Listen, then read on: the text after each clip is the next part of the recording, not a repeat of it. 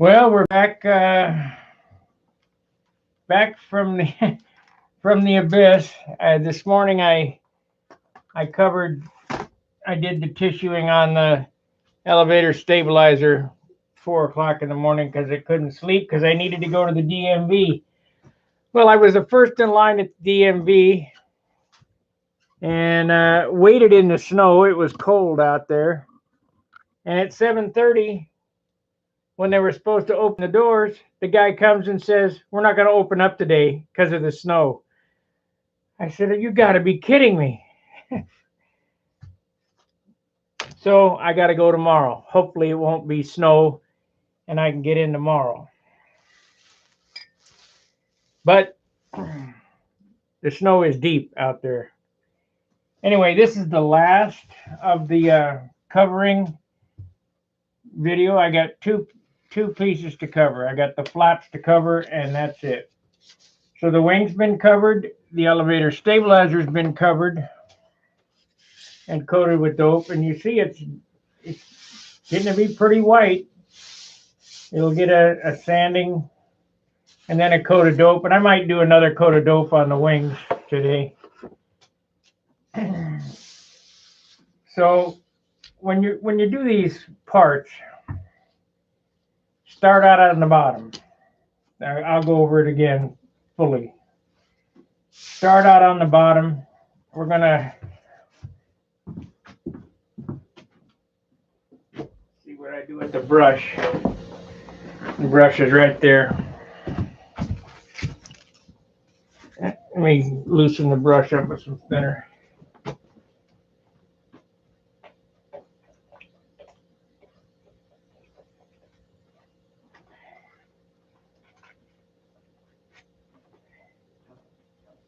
Okay. We got her loose again. These brushes are the greatest. I don't know who makes them. They're not Gumbacher, but they're 369, or they were 369 for a 1-inch wide simulated camel hair. And shit, you can't beat it. Anyway, remember what I told you? The grain runs lengthwise, shiny side up. It's the same thing. Good morning, Alan. It's repetition over and over and over again. Same thing. So just wet it out.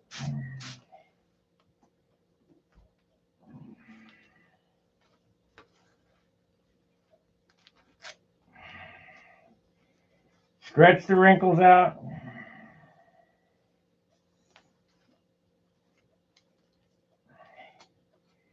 But you guys have seen this airplane built in real time.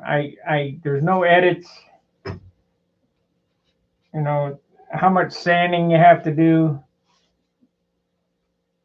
how much prep or whatever.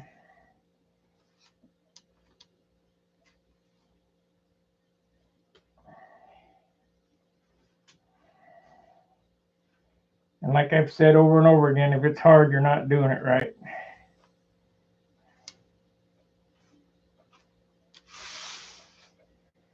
So I pulled all the wrinkles out there. It's just extremely easy stuff.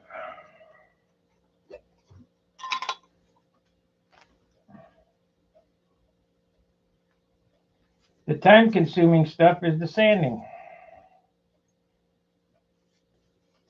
It's the most boring stuff, too. You have to like the sand.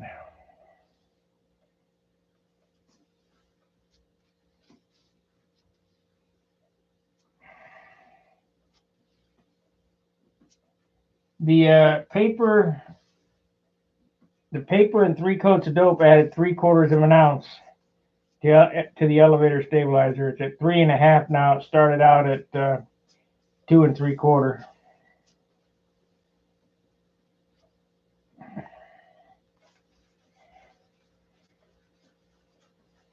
Rub it in real good, especially the first coat anyway, so that it gets adhered. Because if you put tape on this, it'll pull paper up if you don't get it stuck down.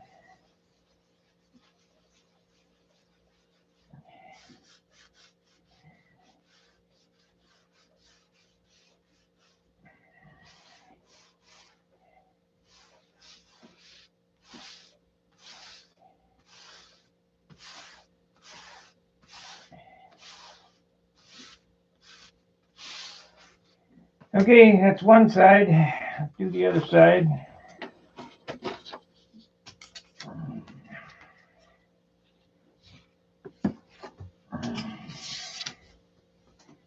I already took the liberty of cutting up this tissue. I mean, I've cut it super big, but who cares if I waste any of this stuff?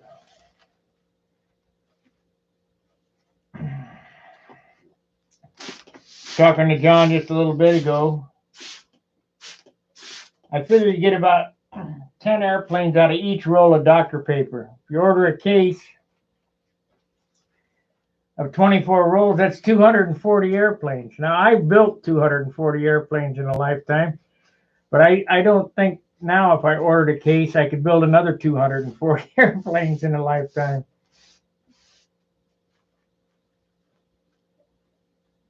So it would be a lifetime supply.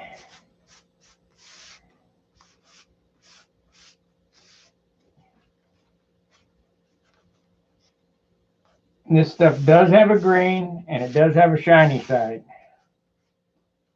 It acts exactly like silk spray if you got the right stuff.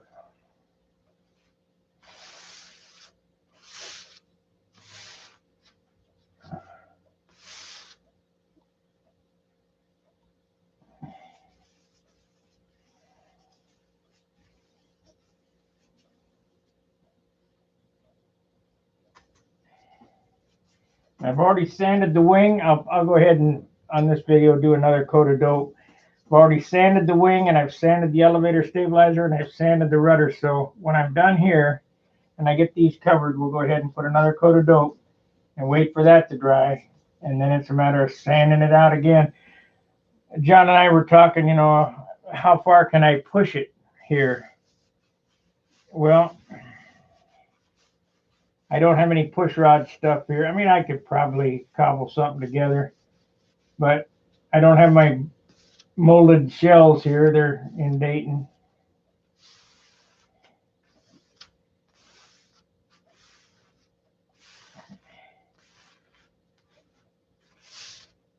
So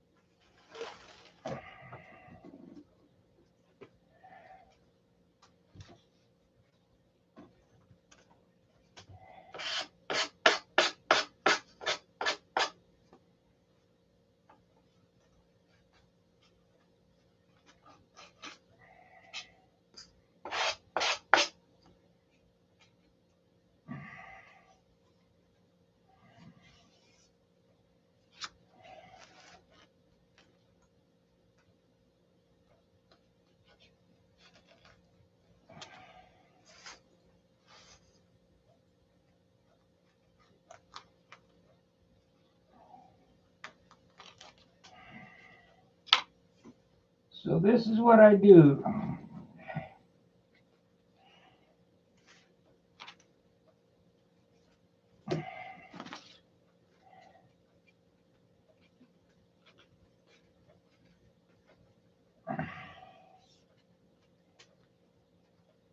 Remember, if it's hard, you ain't doing it right. Australia was up with me this morning at 4 o'clock in the morning. Good old Craig.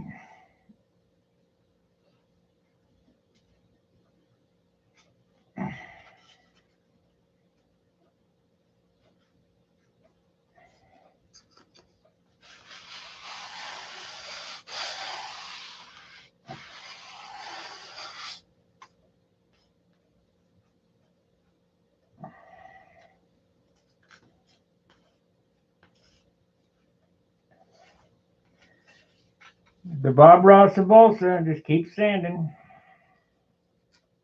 Happy little circles. Or he says happy little mistakes, but I try not to make any mistakes.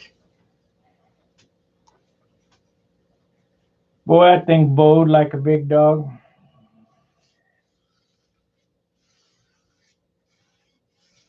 I'll show you that.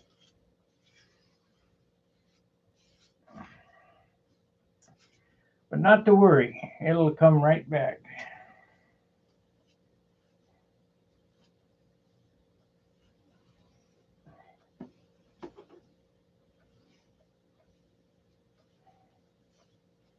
Long as you do the same amounts of dope on each side, it'll straighten right up.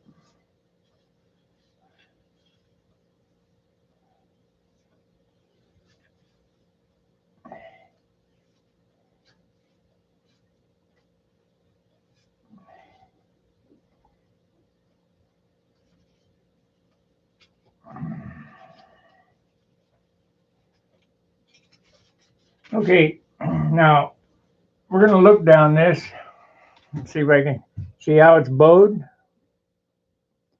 That'll be perfectly straight when I put the other side on it.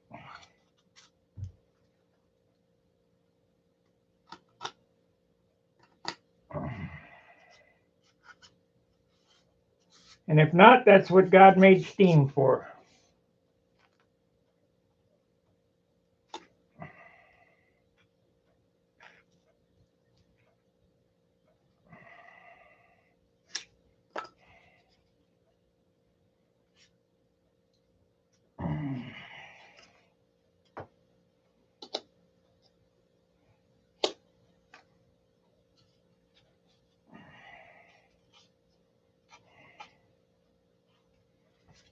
Okay, do the other side now.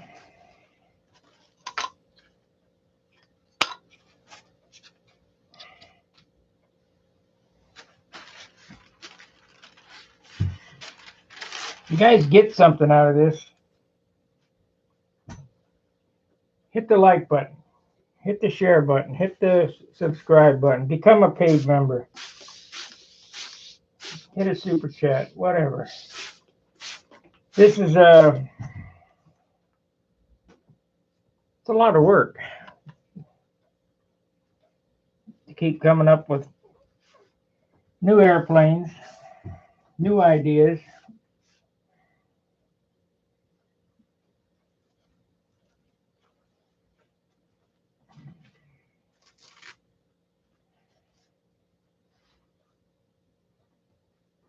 I think this morning somebody asked me how I got my start in airplanes and what I did as a kid. And I think it was Craig that asked it. It's whoever asked it. I explained it about how when I first started flying, flight was new. I mean, it wasn't new. I mean, because they did that in 1909. Obviously I wasn't born in 1909, but World War II had just, Korea and World War II were still fresh in everybody's mind. And the P-51 and the Spitfires and all those military airplanes, they were exciting for us kids. The X-15 hadn't flown yet. I wonder what year the sound barrier was broke. Does anybody know?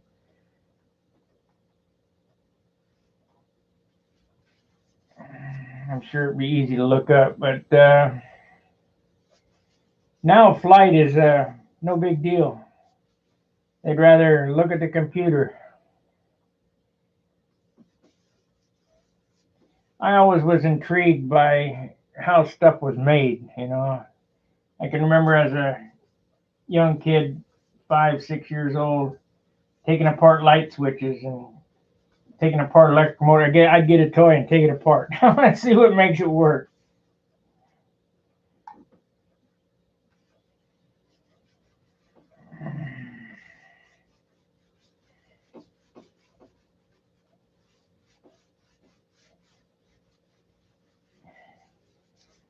So 3 coats of dope under the paper. I think it says 4 on it. And then we're going to do 3 coats of dope over the top of the paper. Depending, it has to come up to a shine. And by the time the shine starts coming, this thing will be white. And it'll take a half a pint of white paint. And trust me, you can see right through my airplane's paint jobs. right. I mean, you hold it up to the sun, it looks like monocoat, clear monocoat, or colored monocoat, whatever. Okay, so that's that one. Set that aside.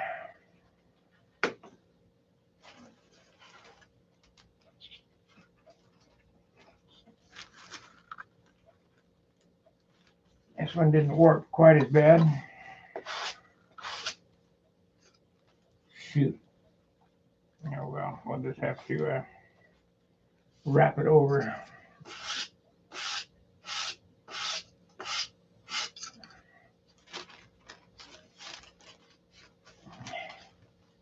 We'll wrap it over. Got aggressive with it. And I peel it back.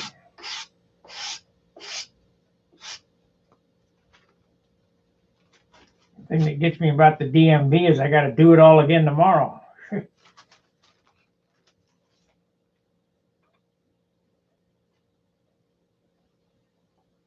Got to get it done.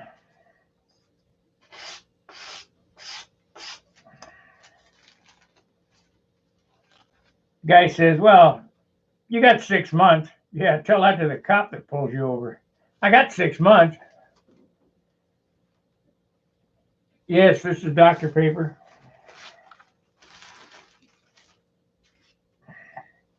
Cops got no sense of humor.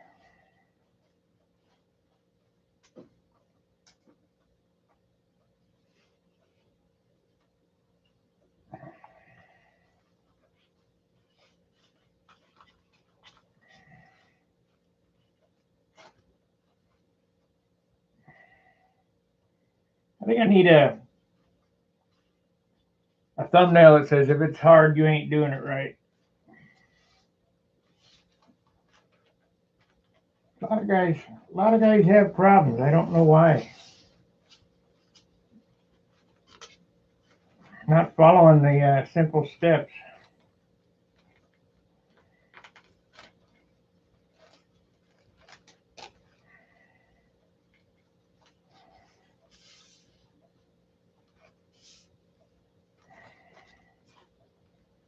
Not following the simple steps.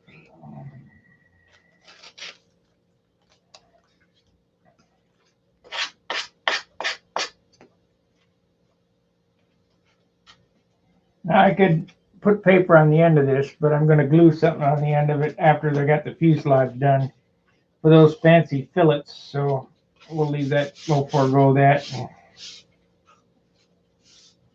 Make that up as I go.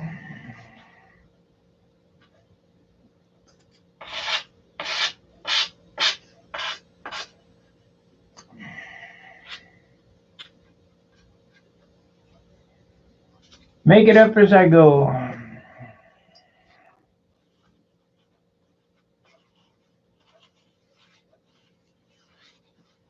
Make sure you get the edges really doped down good. Otherwise, you'll pull it up when you tape on it. I got to read the chat here.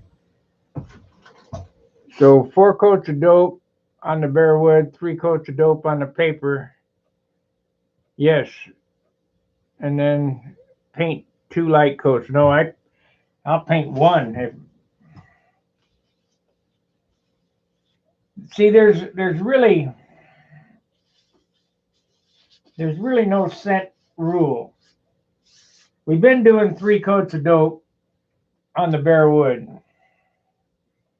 and we kind of had some problems with adhesion. So we went to, I'm trying it here. I went to 4 coats on the bare wood, so that you're building a substrate so that you got something for this dope that you're putting on top, which is thinned, to stick to, so you don't have any problems. I'm going to let you know how that works out, but I can't say it's 2 coats or 3 coats on the top. You just use it until the paint's gone. You keep painting until the paint's gone. This is only 1 quart. This paint here is still my original quart of paint. you just keep adding thinner. So we're going to paint on this thing until that's gone. And because it's no more paint or whatever, then, and the wings, everything should be shiny by then. Then 1/2 pint of color, which should be white, and usually you can get it with Randolph to cover in one coat.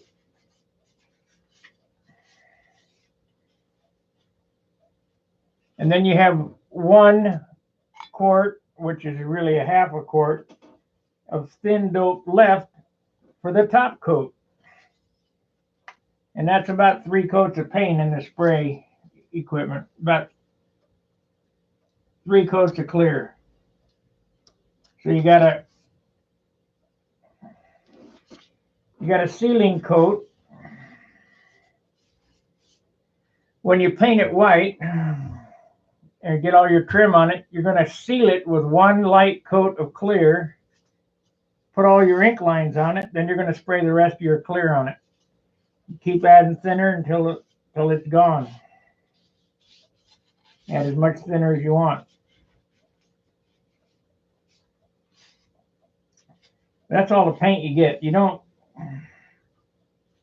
These airplanes turn into be lumber wagons by all the paint that's being put on them. The shine comes from the sanding.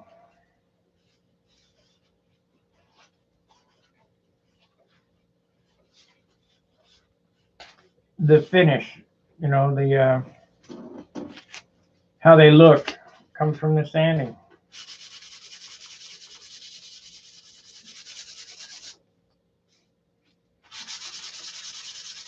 What guy wants to sit here and sand for hours and hours and hours? You know, it just has to be done.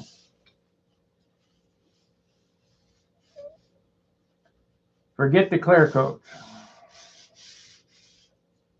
You get put 3 coats of clear dope on the bare wood. Let me show you again.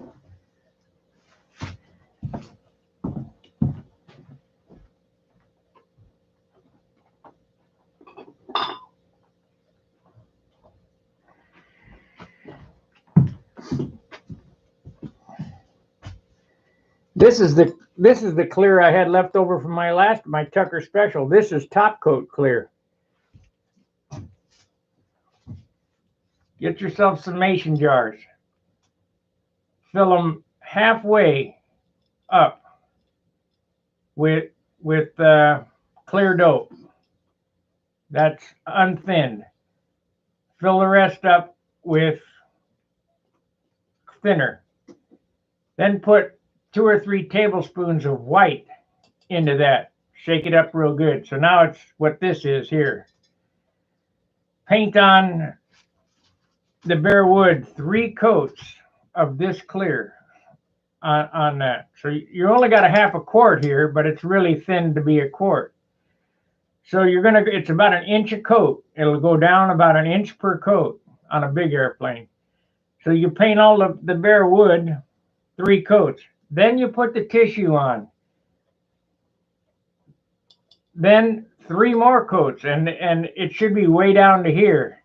And this is what you have left to do the fuselage with. And that's all the substrate you get. So now, after your trim is done, after you put 1/2 pint, which is right here, 1/2 pint of white paint in this, and fill this up with thinner, you paint your white paint on the airplane or whatever color you're going to use, 1, maybe 2 coats, whatever it takes to cover it, because Randolph covers really well. Then set this, you're done. You know, don't keep adding paint to it. Just cover the airplane. Then you have 1 quart left, which is really a half a quart, a pint, that's thinned to a quart of the crystal clear, and you're going to take this and spray it the whole thing on the airplane. The only reason why I have a little bit left here is that the gun run out on the coat, and I didn't bother to. No sense in adding any more than you have to.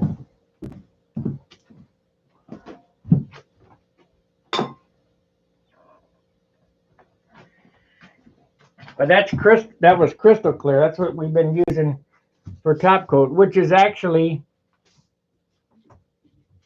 butyrate dope, non-tauntning.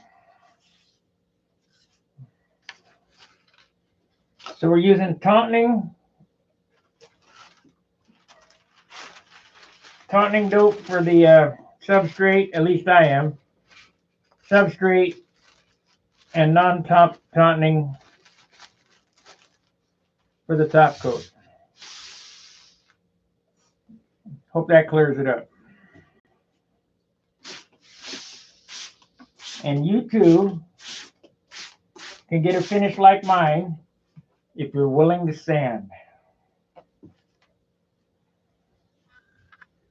Sanding is the key. You can get a nice finish by keep adding paint, but you're adding weight. Wendy did a mock-up video showing the hills and valleys of how things work.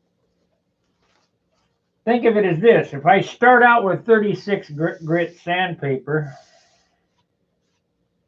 which I do frequently because I'm trying to move material, you stop before the point where you can't get those scratches out. So you drop down to 80 grit, and you stop before you can't get those scratches out, and you drop down to 100 grit, and then 220, and then 320.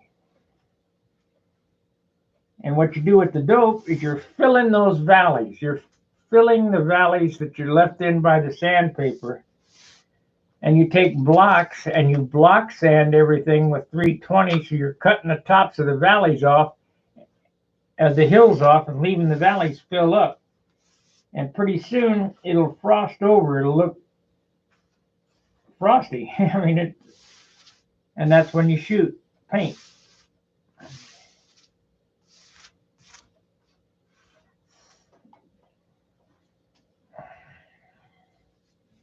Now, the old 60s flyer that I used to fly with that's mad at me right now, Ron O'Toole, he didn't like all the paper that I put on these airplanes, and he's right. If you want a light airplane, leave the paper off. Just fill the grain and make it shine. And another thing that people don't get is colored dope will shine just as good as clear dope. You just won't have the depth. So if you happen to buff through the clear, no big deal, it'll be shining.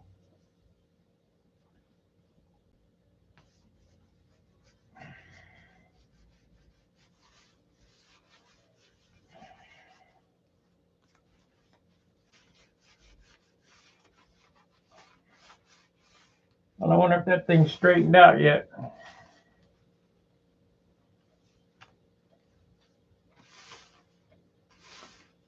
But if you buy 1 quart of dope, and I got some Aerogloss over there, I wish I had thinner for it. Man, that stuff really worked good.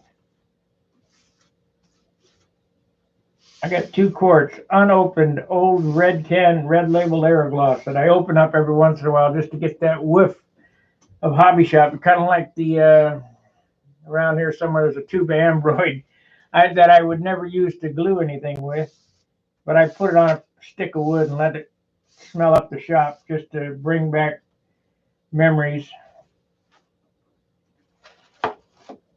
But I wasn't really an Ambroid guy. I was a Testors guy. I like the Testors red and green label cement. But that cement was hard.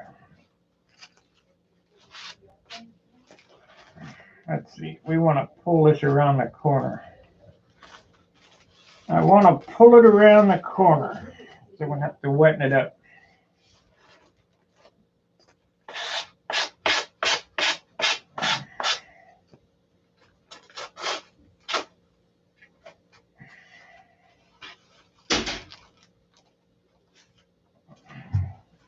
Yeah. Straightened right out.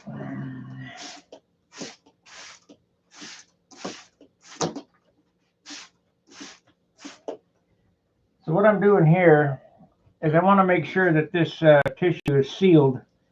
We're making kind of a bag.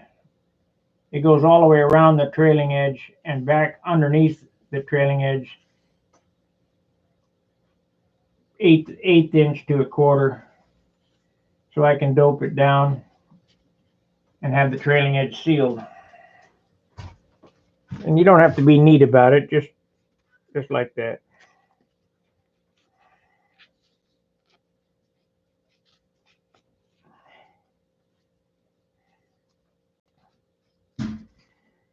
Doing this type work is just like framing a house. As long as it's there, you're all right. You know, pretty crude. Doesn't have to be very precision. See, it disappeared. But it's sealed now, so that's what we're looking for.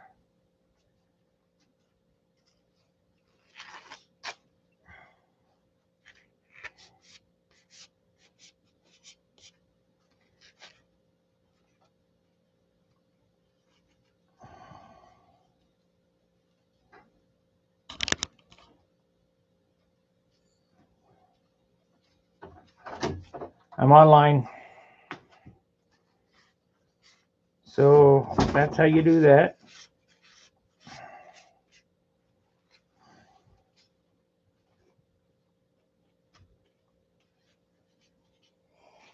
And around the hinges, I try to do a double. Dr. Paper it's as good as Silkspan. I mean, it does everything that we need it to do.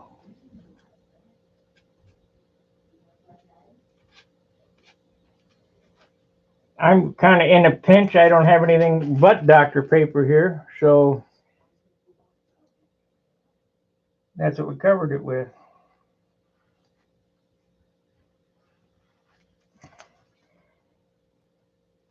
I don't know about how, Silkspan goes around wingtips really nice because it relaxes so much. I mean, you can get this stuff to go around wingtips no problem, but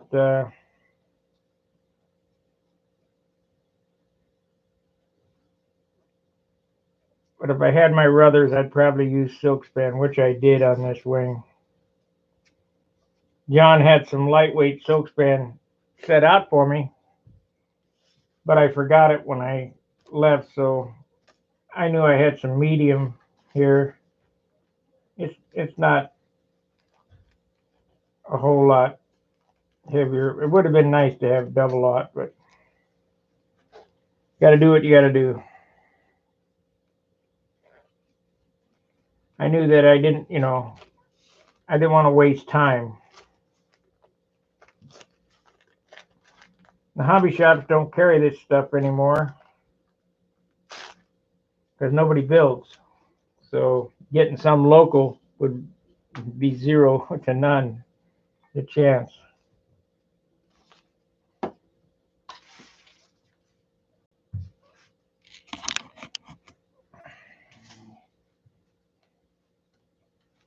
Split the hinge there and tuck it back over.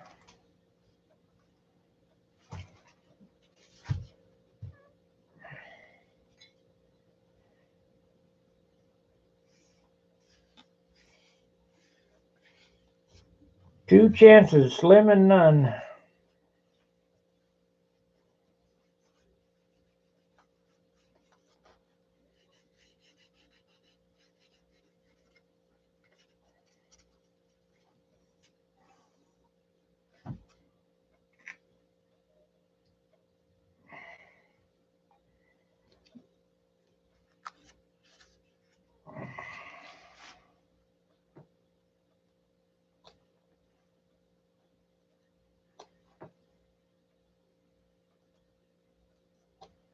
We'll get a weight on the wing after I get these done. I think I've probably picked up 2 ounces.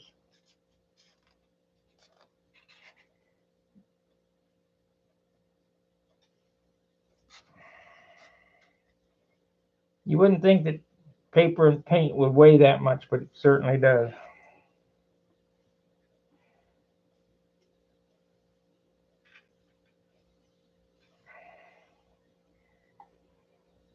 Anything under 16 is a plus at this stage. Now you don't want it 16 when you start, but if you're at 16, you can still hit sub 60. No, probably hit sub 50 at 16, but we're not going to do it with this airplane. Got a bigger power plant. And that other sub 50s airplane was gray. Gray covers really good, and this is not going to be gray. It's going to have a decent finish on it.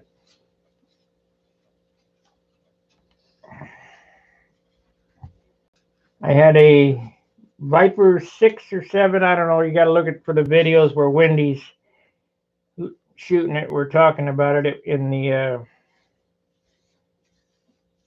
under the pavilion there. That airplane weighed 48 ounces. PA-65 on a pipe, 48 ounces. And the wing weighed 16, because I know when I crashed it, I took the wing out of it. That was painted, but so I'll hit my mark, no problem with this.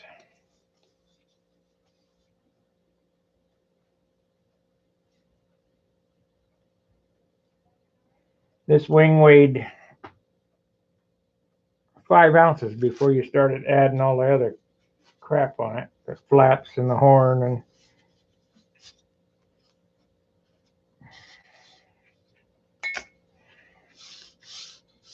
pretty typical.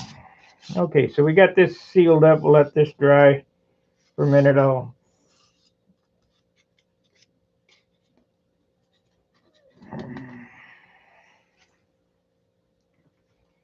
guess I could put it on my flap stand there.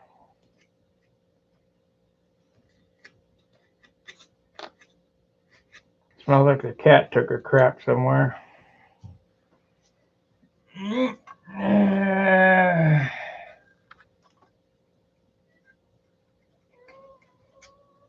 That's good enough.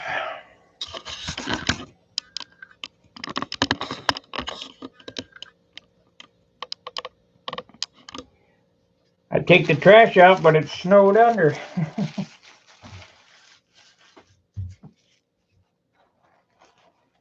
Okay, last piece.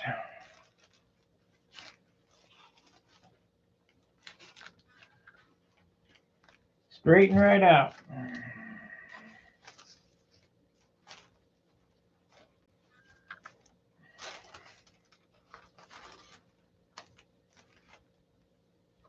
You know, I've been smoking this vapor thing. I ran out of juice.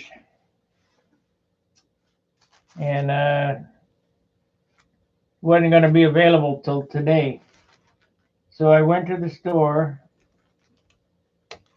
and I bought 2 cigars and a puffs thing, no good. So I spent $12 on Mickey Mouse substitutes, no good. So this morning I was jonesing before he had my stuff made. I went to the store and bought a pack of Camels, which I used to smoke. When I first started smoking cigarettes were under 50 cents a pack. I think 37 cents a pack when I first started, and as a teenager they were 50 cents a pack. That pack of Camel cigarettes that I bought, I about had a heart attack when she said how much they were. I'll never buy another pack, I can tell you that.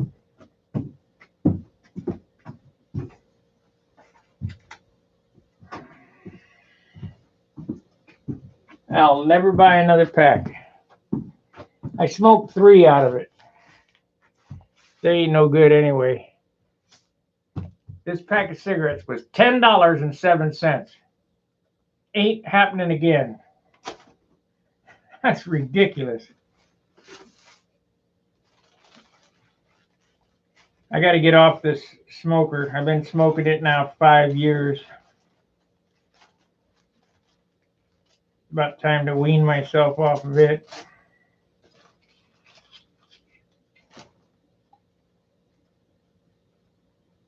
Only problem is I don't have any vices left. I don't do anything. No drinking, no drugs, no smoking.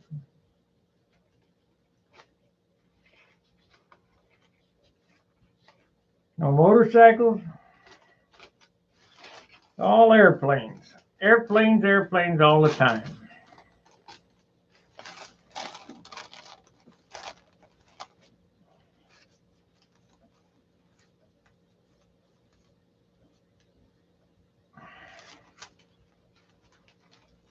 I was looking at motorcycle videos today, yesterday. Yeah, I like them. I like them a lot. I like to build them. I like to paint them. I like to ride them. But man, if you ever hit the ground on one, that ground is unforgiving. And I'm getting older. I don't want to break myself up and be laid up. Might not ever recover from another. I've had 2 serious crashes in life. Ridiculously serious. That's basically why I got off my bike. Because it's a game of roulette. 2 kinds of riders, ones who have crashed and ones who are going to crash.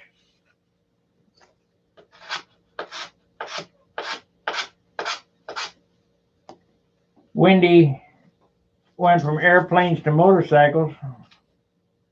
I went from motorcycles back to airplanes. I've always done airplanes, even when I was riding before. It's just, there was a time in my life that I just got off real heavy in the motorcycle.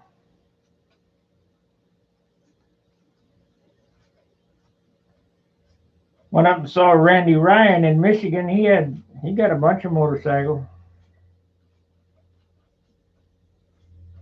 Had some neat stuff stuff just like I used to play with. Panhead, shovelhead. I don't know if they had any twin cam stuff or not.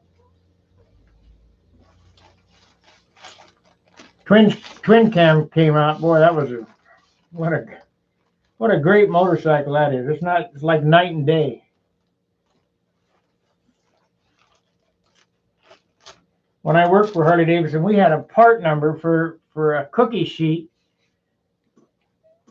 that was an oil catch sheet on the showroom floor. We had a part number for it.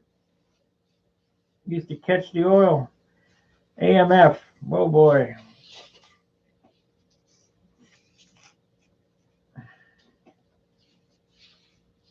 I started motorcycle mechanicing when you had to be a machinist to be a mechanic. Bearing fitment and alignment of rods and making different parts. Making valve guides, reaming, boring.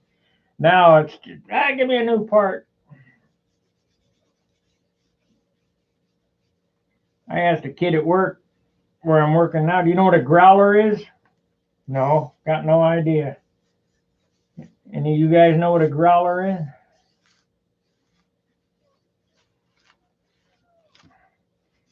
Back from the days of Harley Davidson. Had to have a growler. I'm not even sure you could find one on the internet. A YouTube video about a growler. Nobody messes with that shit anymore. What a growler is, it checks armatures. So you know whether your starter armature is good or your generator armature is good. Put it in a couple of V blocks. It's an electromagnet. You take a hacksaw blade and you turn the armature over and you let the hacksaw blade rest on the armature, and they'll either buzz or magnetize, and if it's magnetized, it's no good.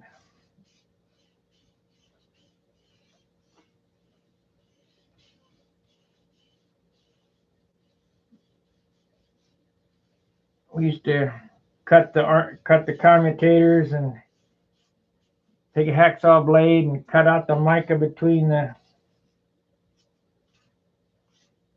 when I worked on motorcycles, we were fixing motorcycles. We weren't replacing parts. And I kind of miss that. There's a guy on here, Wheels Through Time on YouTube. That's Dale's. Well, I know Dale. And he moved his shop from Mount Vernon, which the guy I work for bought his dealership, and moved it to North Carolina or somewhere over there. And him and his son are doing all kind of old Harley Davidson stuff. And when I tell a story about it, I'm probably the only guy you're ever going to talk to who's had his hands on number one.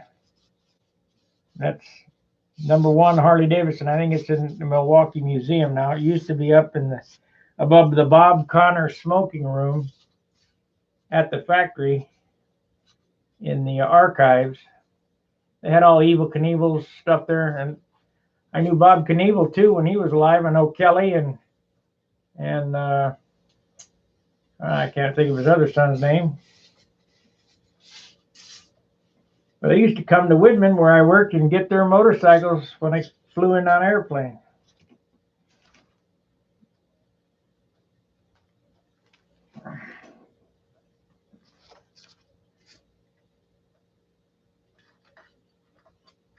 He was about like Lee Majors. I know I've told this story before, but my dad was tending bar. Lee Majors and Farrah Fawcett came in, ordered a beer, and he wouldn't pay for it. And he came up and said, "Dorothy, that guy won't pay for his beer." She said, "Well, you know who that is, don't you?" He said, "No, who is it?" "Well, that's a $6 million man." "Well, great, then $1.50 ain't going to break him."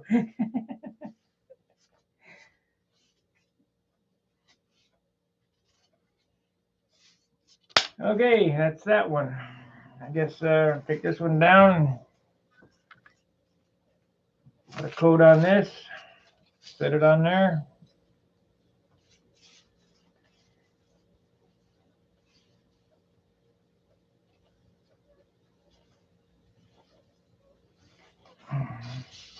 We had this cat named Charlie. He was a black and white cat, kind of like the one that lives next door. The guy across the street, Tom Siamis, he's dead, called up and said, "Hey, you got to come get your cat." "For what?" "He's out back." "Okay, great. So what?" "He's humping the skunk." Because skunks are feline. Charlie was a character, that cat. We had cat traps, and he'd get in the cat trap, eat the bait, click the cat trap, and you'd hear it go off. You look out the window, and there Charlie be sitting inside the trap. He ate the bait.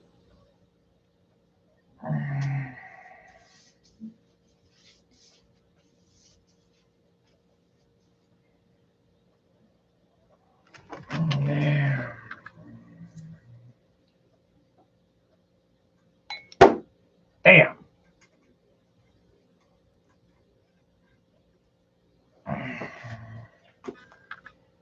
Okay. You guys enjoy them stories?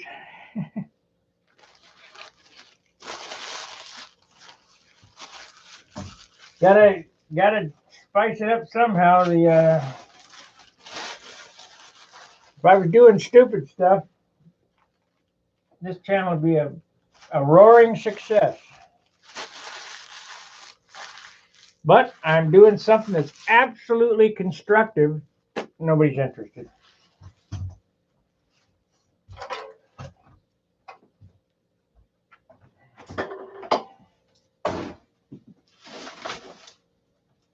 You can watch this one guy, Lionel Nation, and he's talking about gibberish.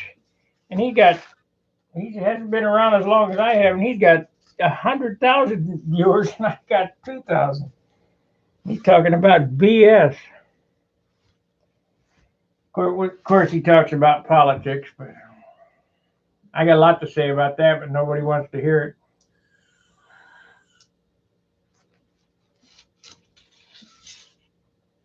Okay, see that flap? Straighten right out.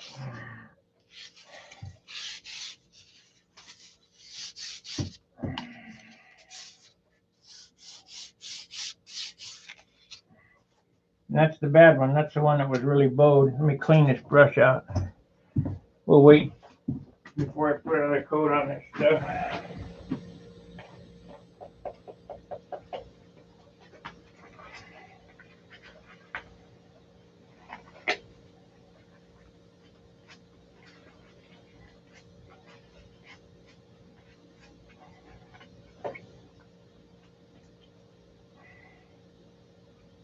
Out of shit thinner.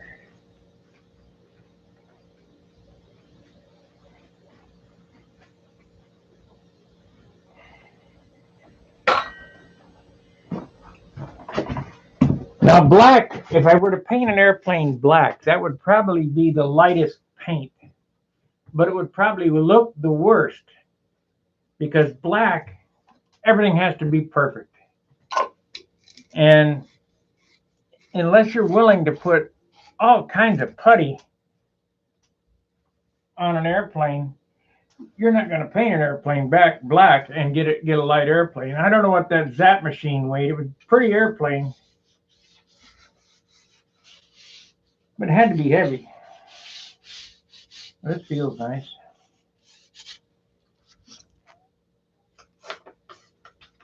So now, where those lumps are from rolling over, we're going to sand those off.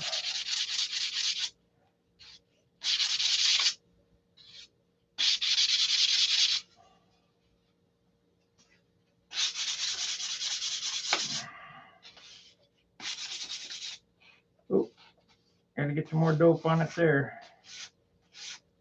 Don't want to get too crazy.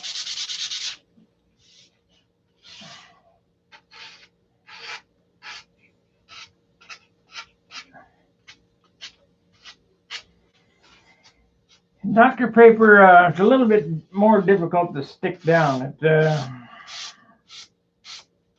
don't know why it is.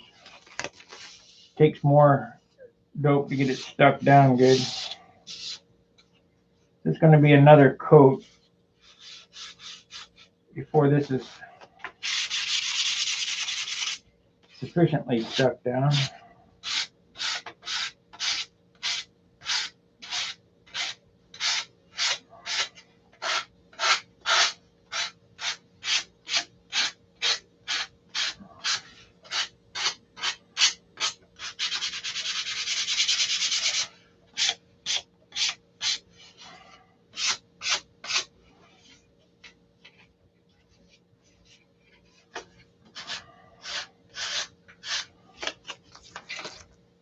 Okay, oh, got a booger here.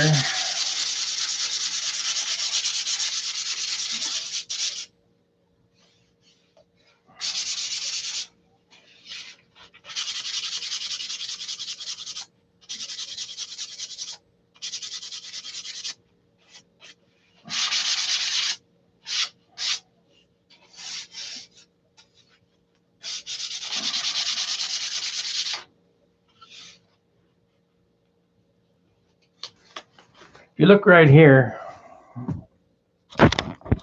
the paper's kind of coming up, so we got to get some dope under that.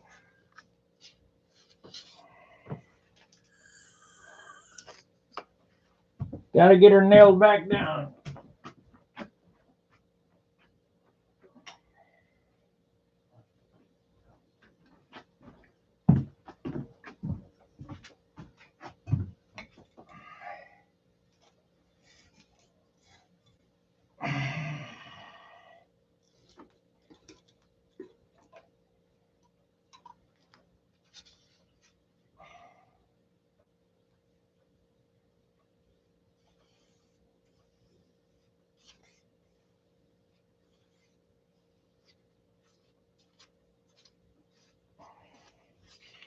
I guess I go ahead and just give it another coat.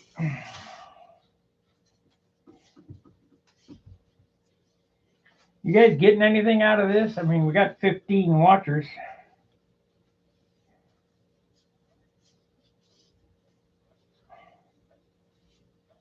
That's pretty repetitious. Doing the same thing over and over and over again.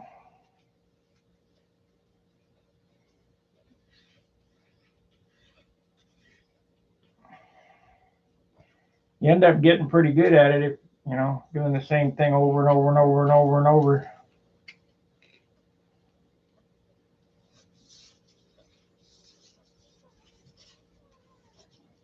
You want to make sure when the thing, it's straight now, you want to make sure to get coverage on both sides, get it saturated both sides the same.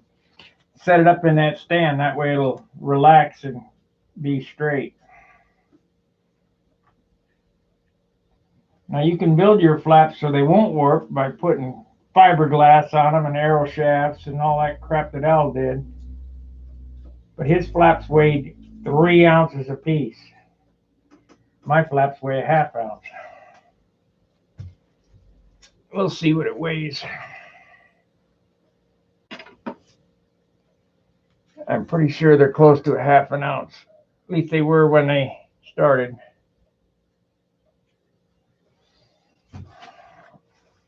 They might be 3/4 now.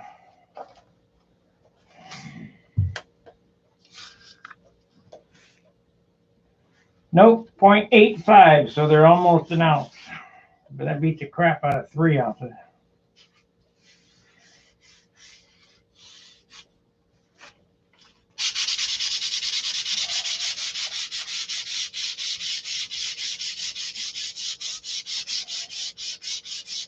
And on this channel, a lot of guys lie about the weight of their airplane. On this channel, I will give you actual weight. I mean, that's the only way you're going to know what's light and what's not. You got to shoot for 3 ounces or less on a stabilizer in bare wood. 3 ounces for landing gear. 3 ounces for a crutch, no more. Try to get it down less than that. Fuselage should be around 6 ounces. Wing can weigh, in this state, up to 16 ounces. With dope, with tissue.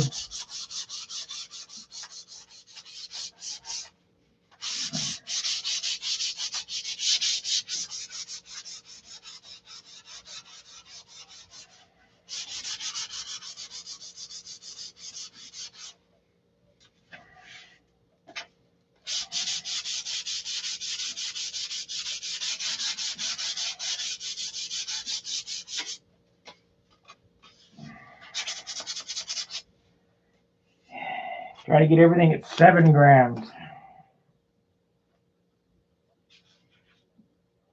Let's see what the rudder weighs now.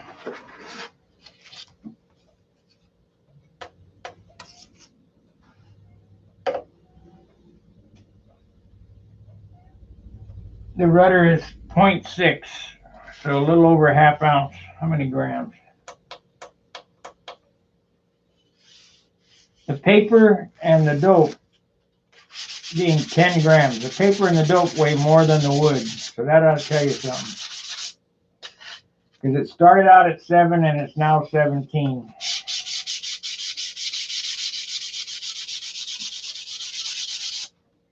Like I've said over and over and over again, the heaviest single thing on the airplane besides the engine is the paint.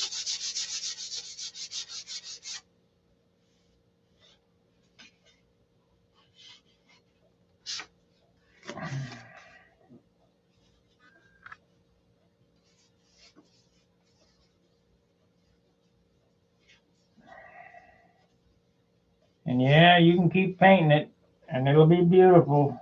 Man, will it be a wall banger. Lumber wagons.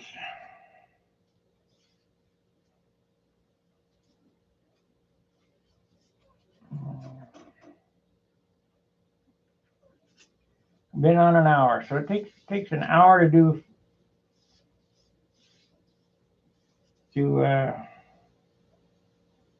So it's about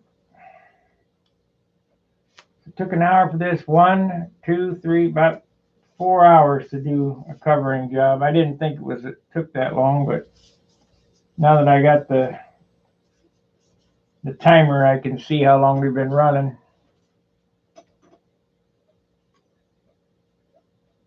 Too bad you can't figure out a way to hold a flapless plane.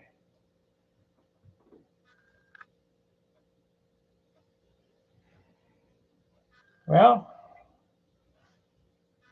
flapless airplanes are competitive. Look at Bob Barron and his humbug.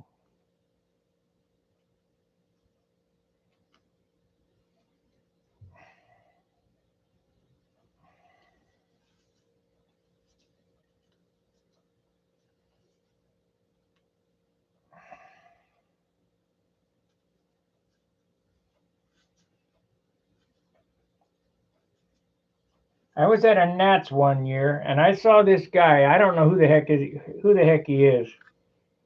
Some of you guys know him because I've mentioned him before, and somebody, well, that's so and so. He flew this thing that was made out of arrow shafts. It had 3 engines on it, and this airplane had 3 engines on it, and man, would it turn! You talk about turn. That thing was wild.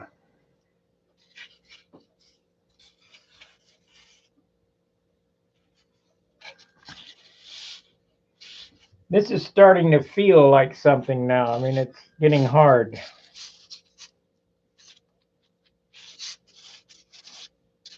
So it'll take another sand out and some more dope on it.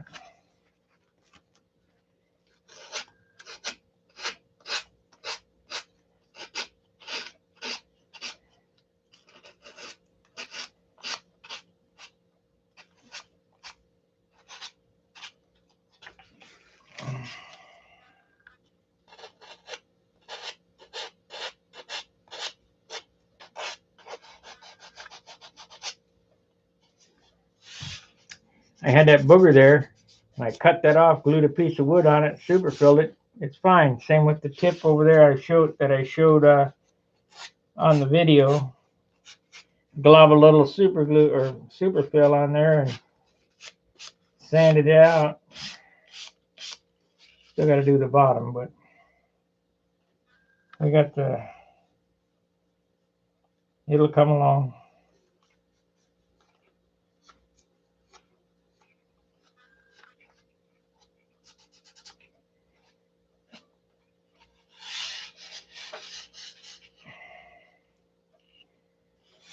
I guess what I'm going to do instead of gluing this thing together is a week's worth of detail. Get all the details done so that when it goes together at John's, it's ready to go on the paint stand.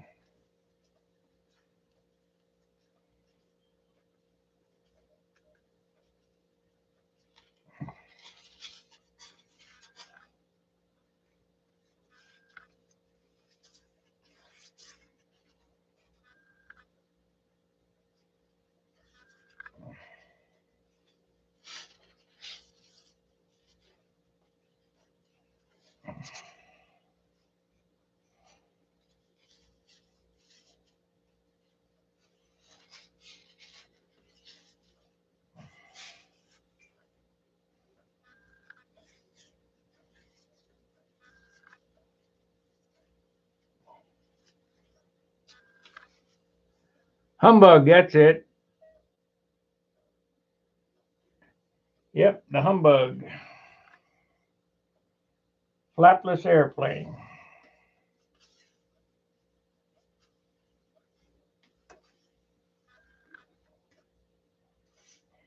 Toilet seat will fly if you put enough power on it. Trust me, I know.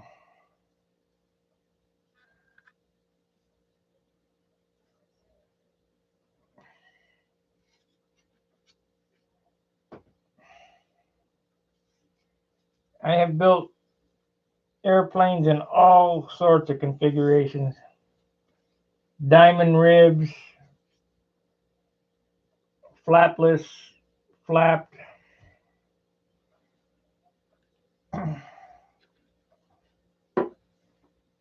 Here's the explanation behind the flaps, the 4-inch bell crank,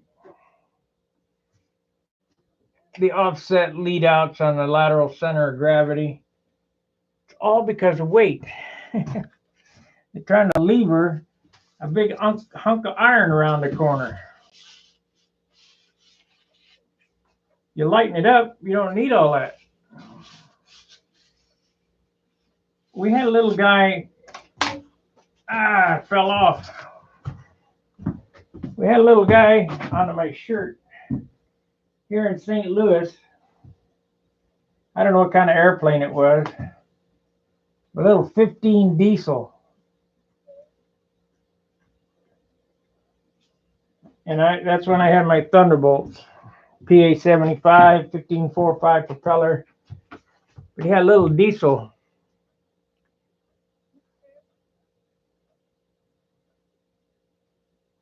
I think the answer is no. What does that mean? Let's see here.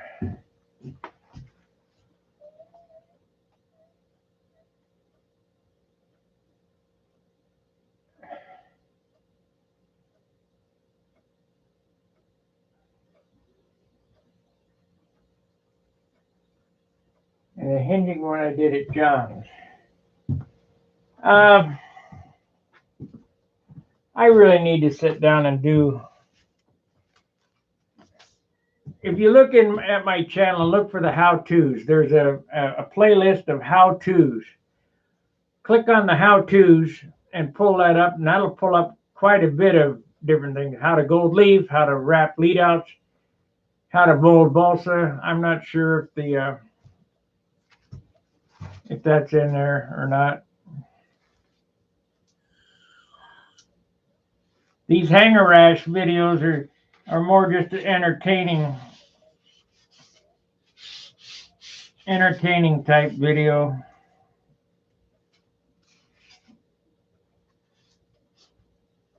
Not really. I mean, I have how to silk span in there.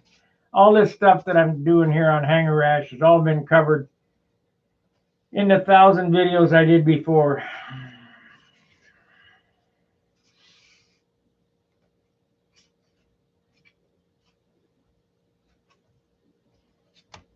And there has been 1,000 videos, a little over 1,000 videos on this channel.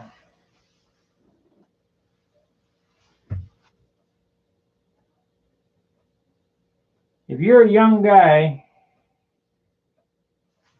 that knows how to index these videos and manage the channel and want to trade some of your expertise for some of mine, send me an email.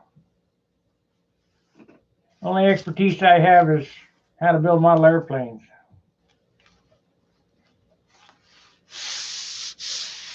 Saved me in a pinch, though. I traded at my 2016 FAI airplane for the roof on this house, so I'm really thankful for that. That guy the roofer that helped me out, I really appreciate that. We got no problems now. Said it's a 50-year roof. It's a rubber membrane roof. Well worth it.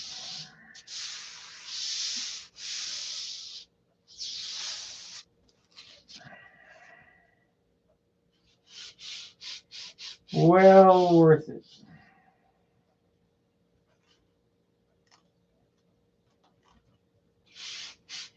I sure hope the weather's better tomorrow. I get my business taken care of. Let me rinse this out.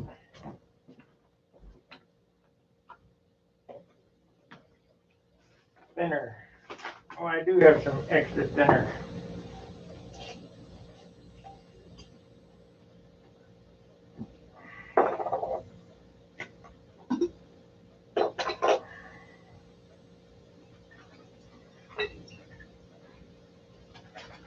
I buy cheap thinner from work. It's $40 for 5 gallons.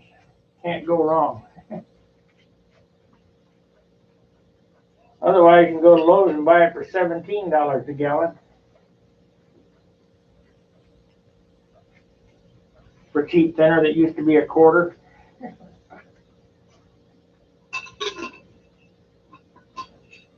And you get a gallon of thinner for 97 cents. When I was a kid, it was ridiculous. Little bottle of dope was 15 cents.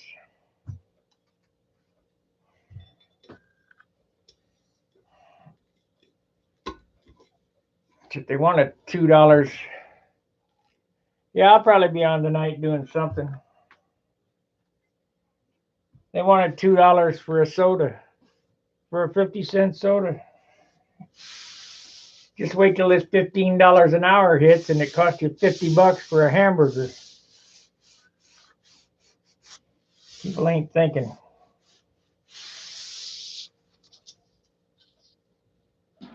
Okay. Let's see what all this weighs.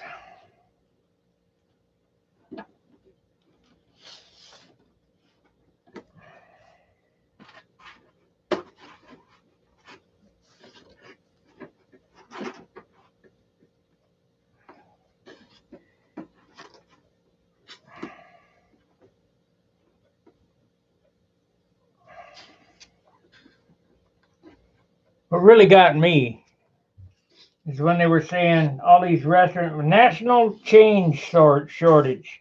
Can you pay with a credit card? No. Well, there's a national change shortage. I asked the bank, there never was a national change shortage. Trying to run us into cashless society. Now they want to have a vaccination passport. That ain't going to happen. You guys can get on the bandwagon if you want, but not me.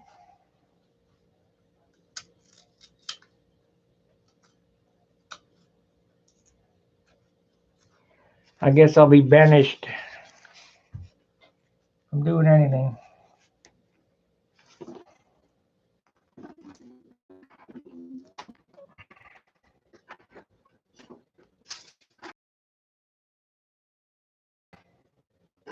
Drag on anything.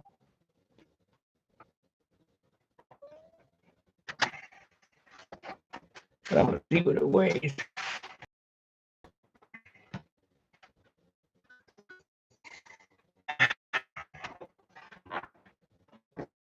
Yeah.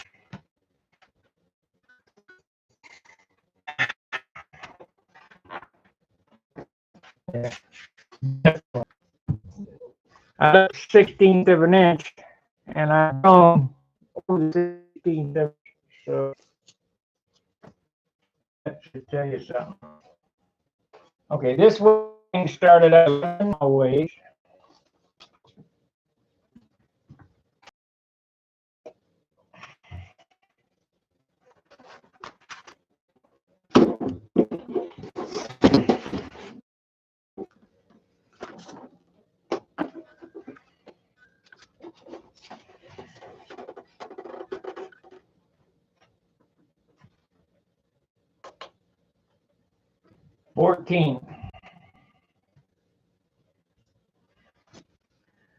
$14.05. So we added 11 3/4, 12 3/4, 13, about 2.5 ounces in dope and paper. Ricardo's models. Let's see what he says here.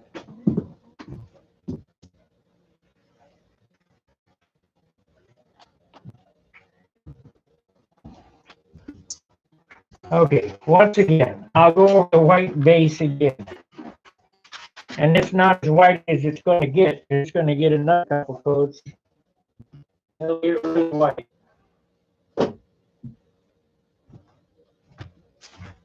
The paint that's on this is clear dope.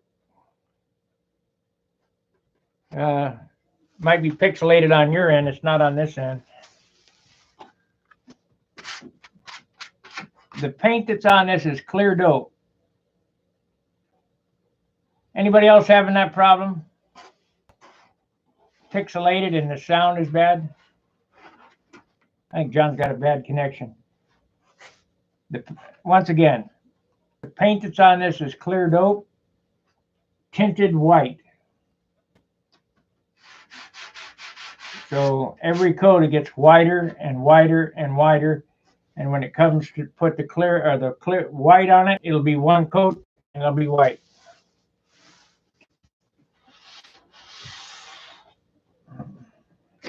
If I choose to paint it white.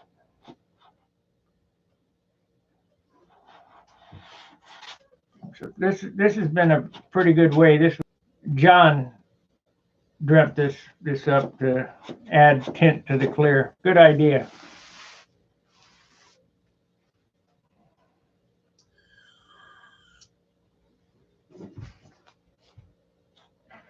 I didn't used to do it this way. I just used to use DC 540, and now that DC 540 is gone, I have to do something.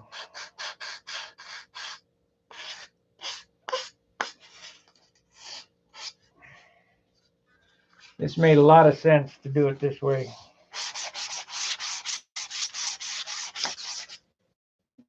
Is the sound and picture okay for you guys out there besides John?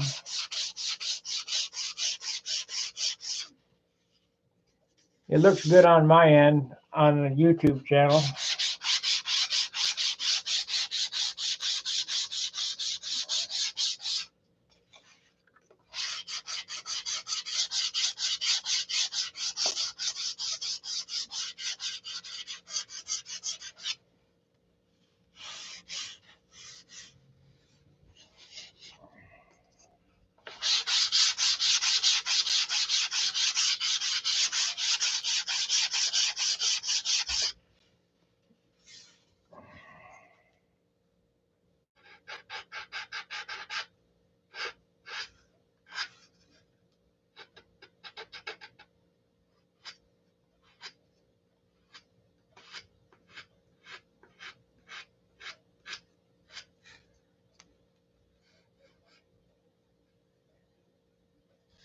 Anybody, can you chime in? Is the picture okay? Is the sound okay? John's having a hard time.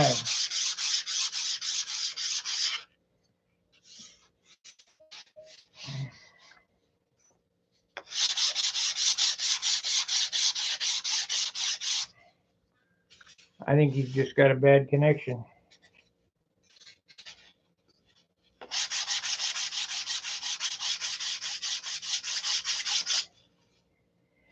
It'll be time for a new piece of paper, I think.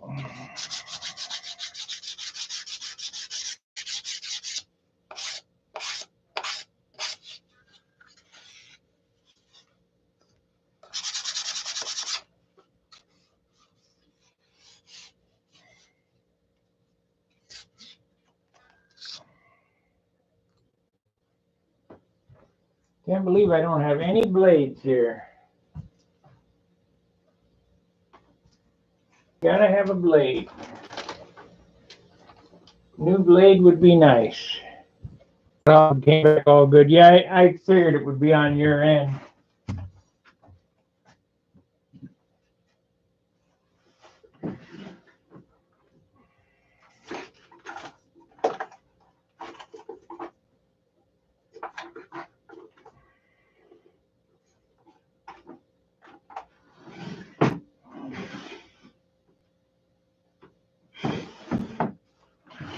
No knife blades.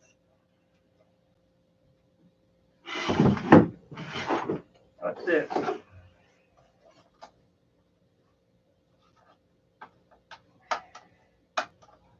I don't even have any razor blades here.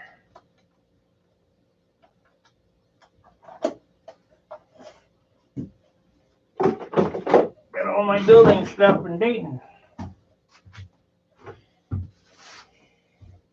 I got an X-Acto blade here, but I don't know how sharp it's going to be.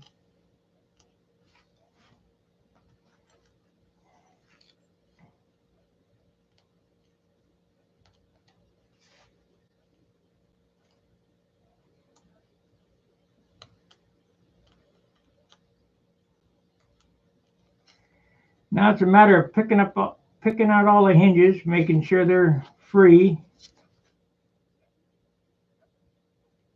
and centering the flats, making sure they're not rubbing on the winglets.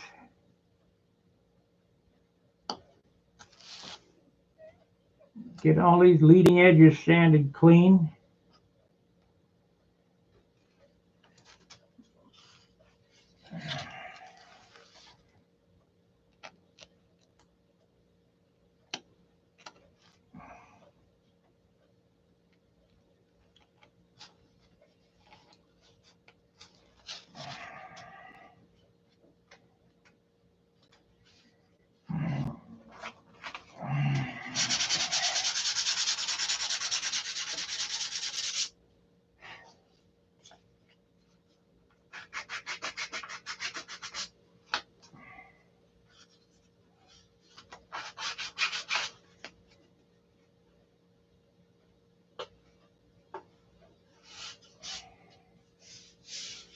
Okay, let's try this.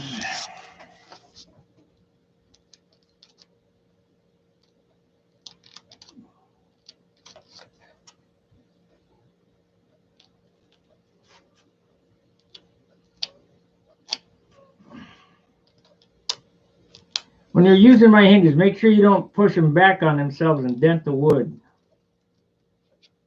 Otherwise, they're hard to clean up.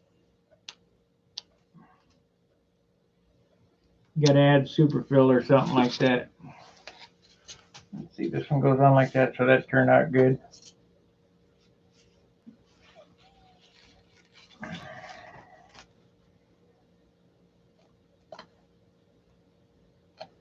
All these little details that I'm doing here, the appearance judges are looking for, or they should be looking for, if they're builders.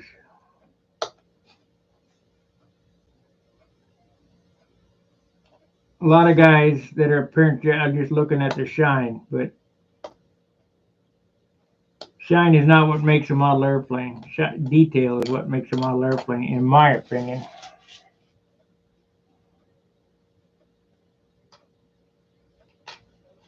Did the guy pay attention to detail? Are all the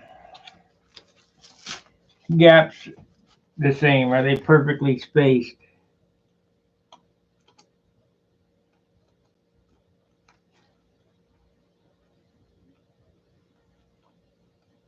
And let me give you a little advice on this. They're never going to be perfectly spaced. Just get them as good as you can. You know, make a college effort. Because it doesn't matter how many times you go over this thing, you're going to find something else. And you can chase your tail on a paint job forever.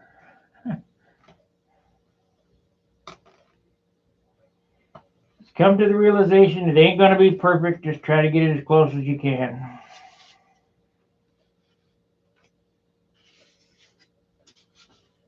Never built a perfect airplane yet. Built some ones that are damn close, but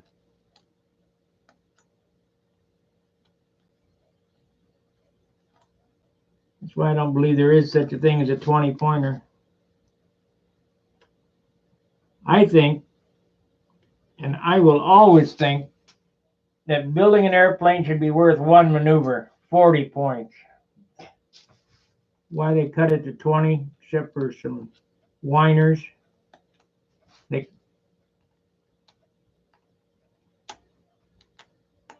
takes you 2 seconds to fly an airplane through a maneuver.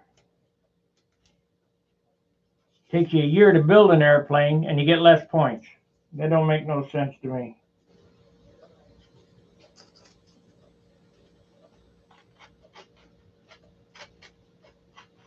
And for the guys that think that we should be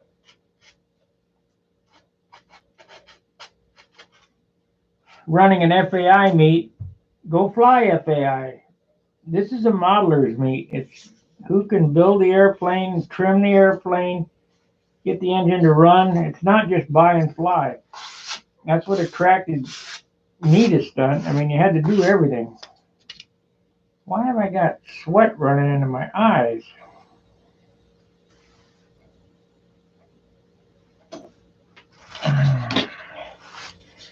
Okay, let's see if it's better now. Probably not. Take this one off.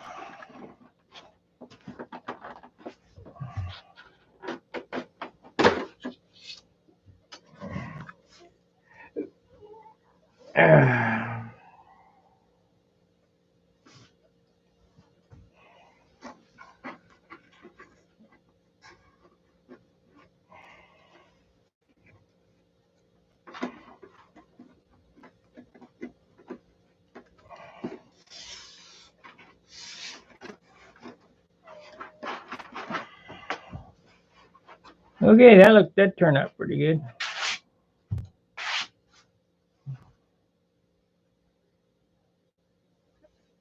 Thank me for what, Ricardo?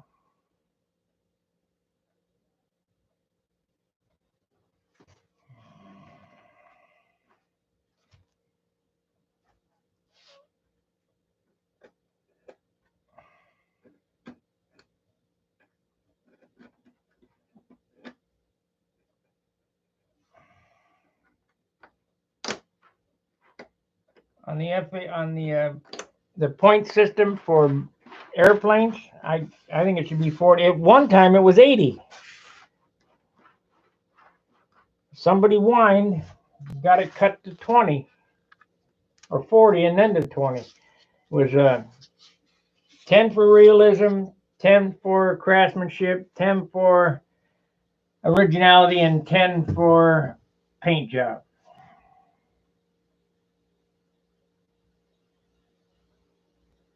Of course, the guys using urethane would get 10 right off the top, which is wrong. It takes about twice as much work to do a good dope finish as it does to do a urethane finish.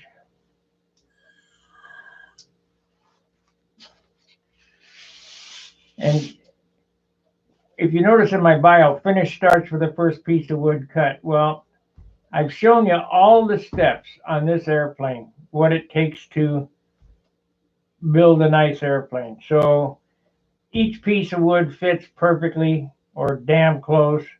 The joints are tight, sanded straight. So you're really finishing from the I'm working on the finish right now. The airplane's not even together. The finish is not just the painting. The finish is, you've heard the adage, 90% of the finish is preparation. Well, the preparation starts when you first start cutting wood. So you're preparing to finish right from the start.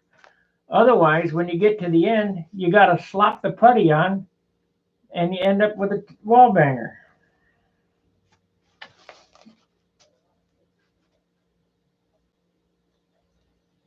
So make all the joints tight. Use the least amount of glue you can. When the glue and the epoxy spurts out, wipe it off. You don't need to be carrying around that extra weight. And that does add up quick. As I've shown you. We got 2 ounces in paper and paint on the wing.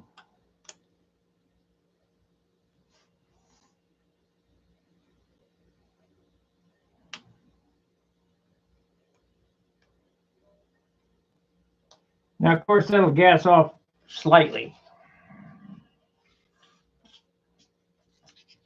But you'll never gas off what some of them guys say it will. It's not going to gas off no 2 ounces.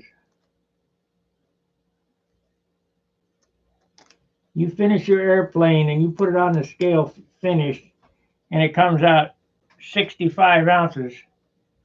It might get down to 64 and a half, maybe.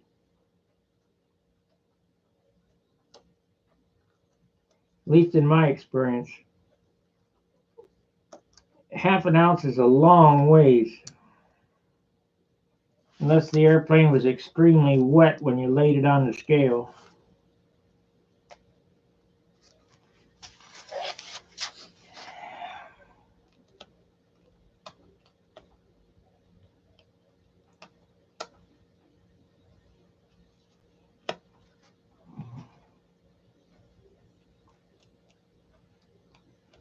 cutting these hinge pockets so they look uniform. Of course, they need to be sanded yet. All this needs to get detail sanded. Let me give you an example. Maybe you can see it here. You see how that hinge pocket is way up here? Well, that's not where I'm going to cut it. I'm going to cut the covering back. I'll do it now. And that way they're even.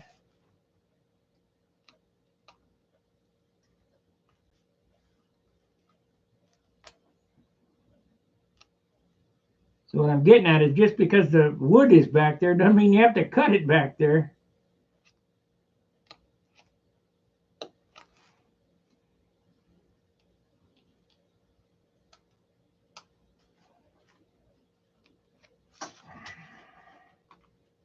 And when it's painted, you'll never know.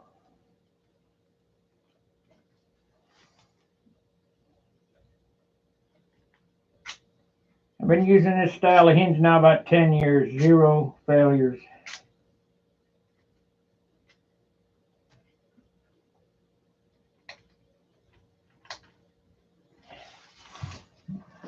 So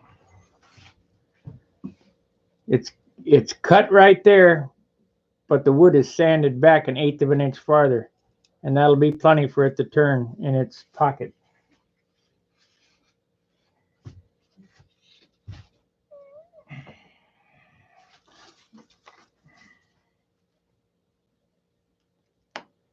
You try to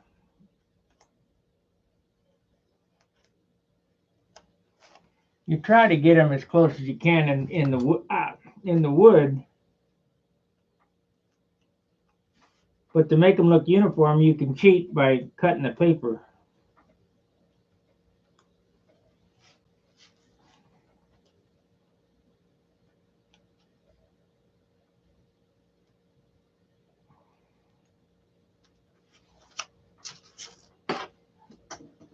The nice thing about these hinges, when you spray them, you know, it's, well, you're painting the hinges. Yeah, well, I'm painting the hinges, but they won't lock up because the pivot point is down inside the flap.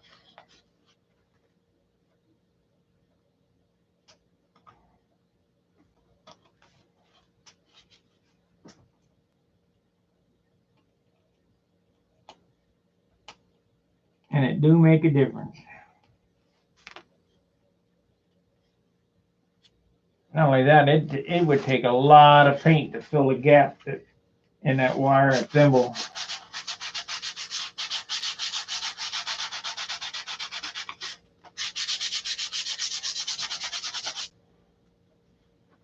Take another coat of paint before I sand. Another coat of dope before I clean it up real good.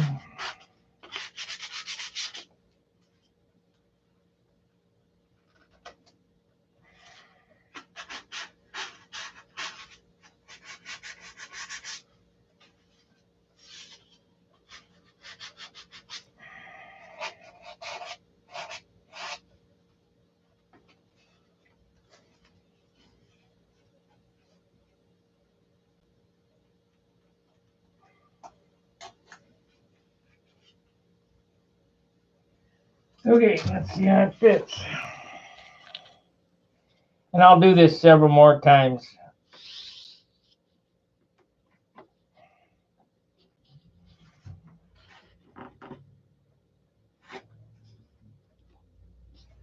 So it looks to me like I'm off a little bit.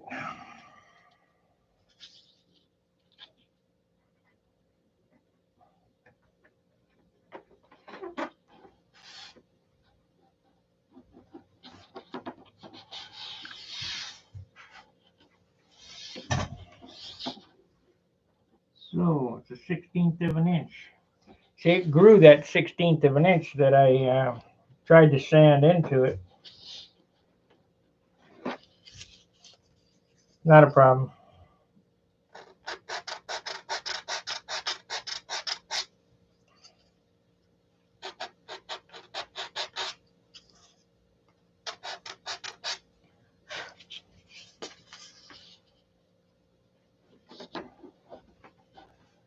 Almost.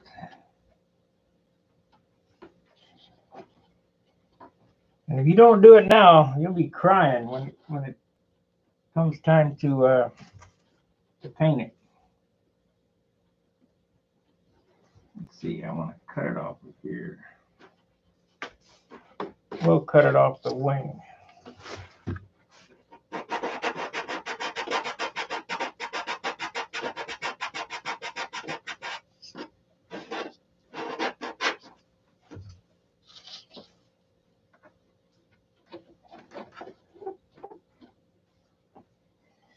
Still got more to go.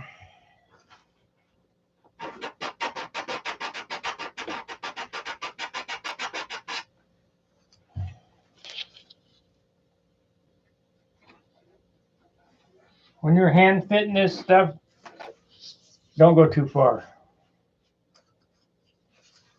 1 or 2 swipes of the paper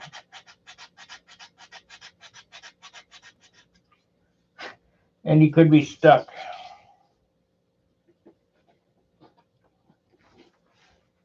We're almost there.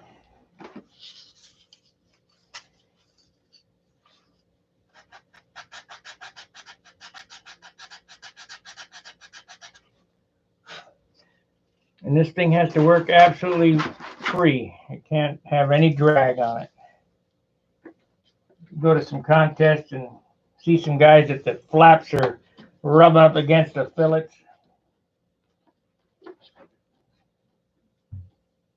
All it would take would be a little extra time hand fitting.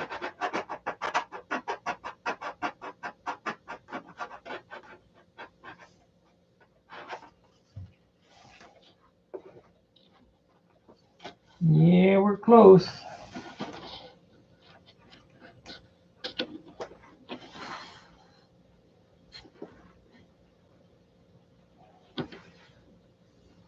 We're close.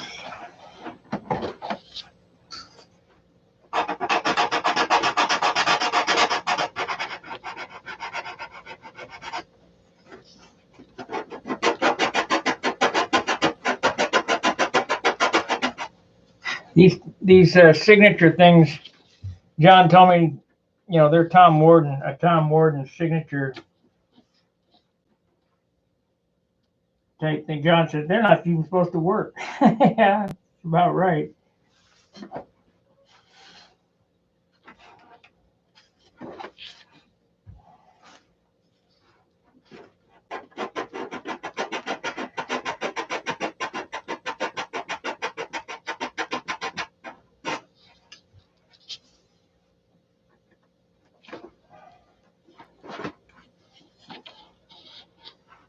And I can't believe how much it swelled.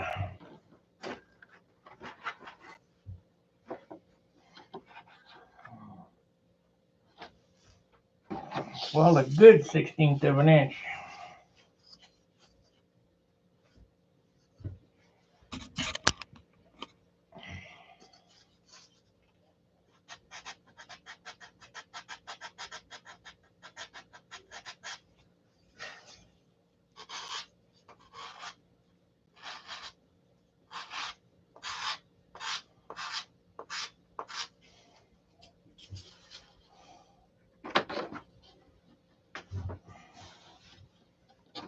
Yeah, man.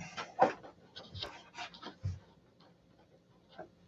me mark it with this.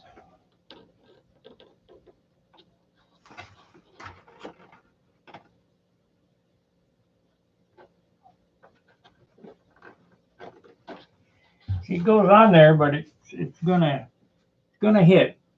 So we can't have that. It's got to have a perfect 1/16 inch gap around the corner. And that's what I'm working on getting.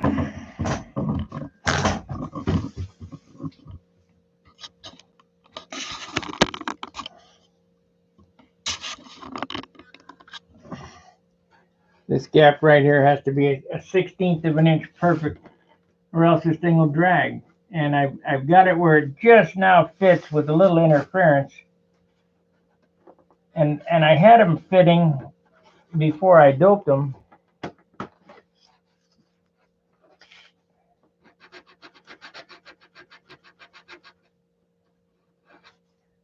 but they swelled.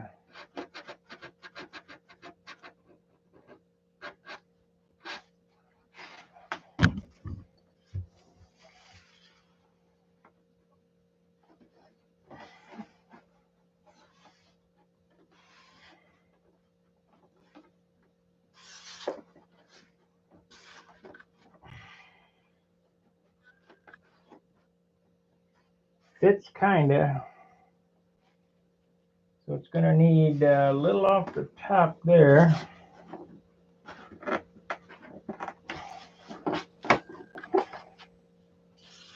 little off the top here.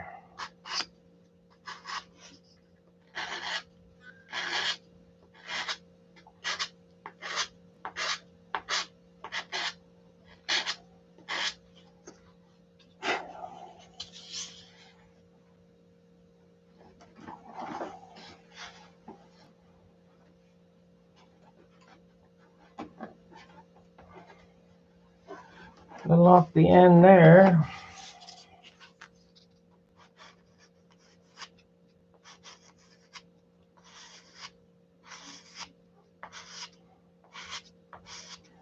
These little details, they look cool. They're pain in the butt to do, but they look cool.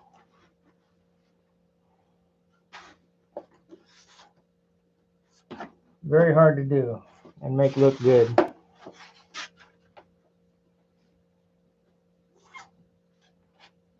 Still too tight. Need a pen. Need a pen.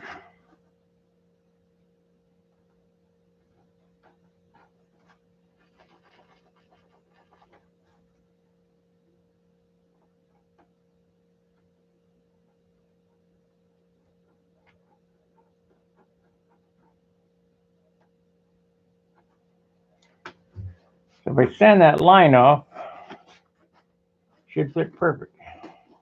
So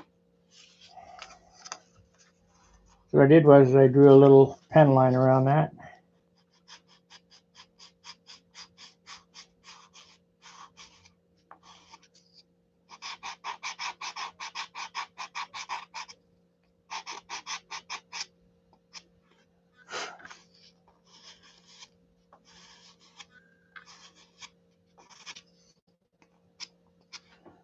Don't go too far because you can't get it back on there.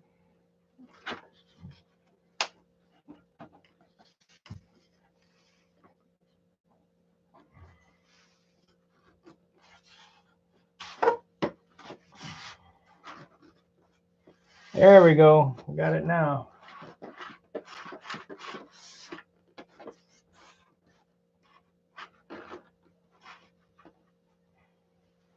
I got her now. Maybe a little bit more right there, right on the end.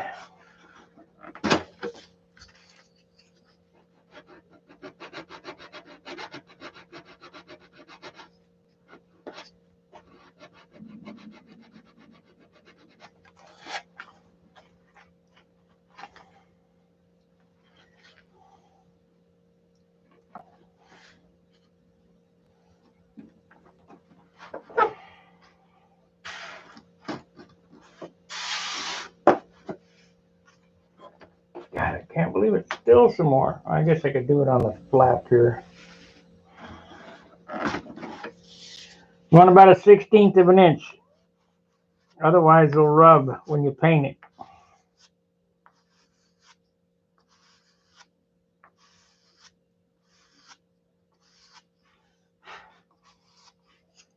And if something's touching, your pattern will look like hell. You can't control it.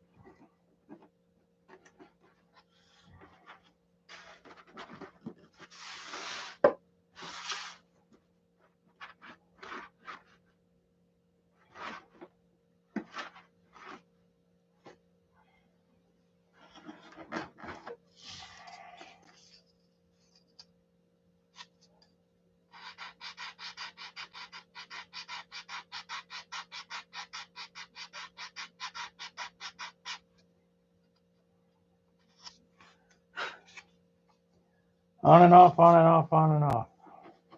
I think this should do it though.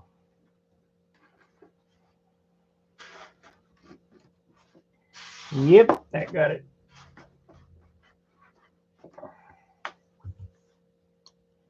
That's pretty good. Okay, let's try to get the hinges in there and see if they can get them lined up.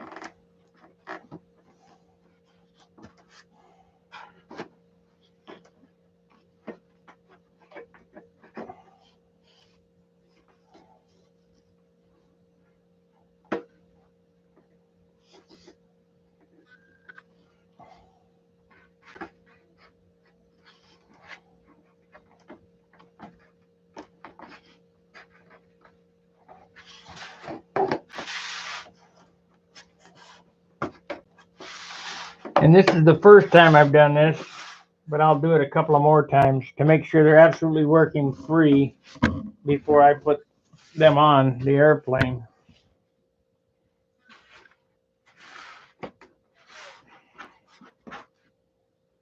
They're kind of tight still. I need a little bit off of this edge.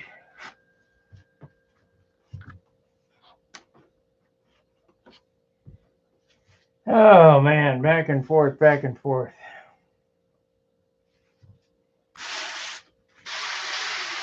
You hear that? It's not smooth.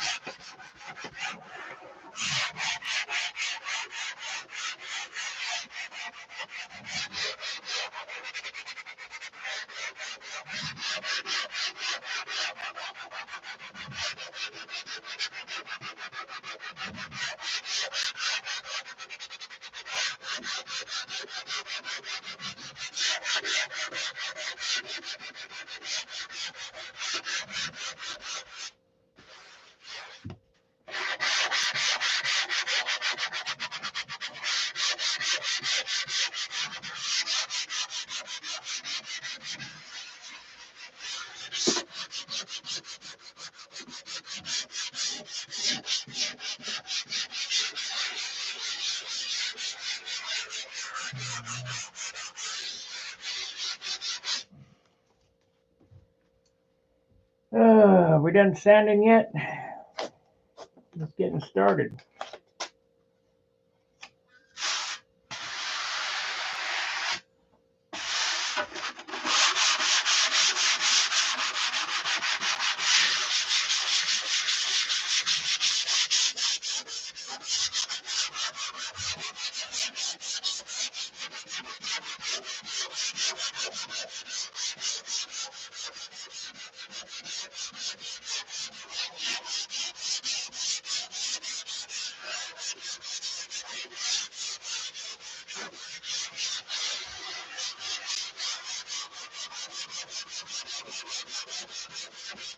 This is a nice wing, trust me.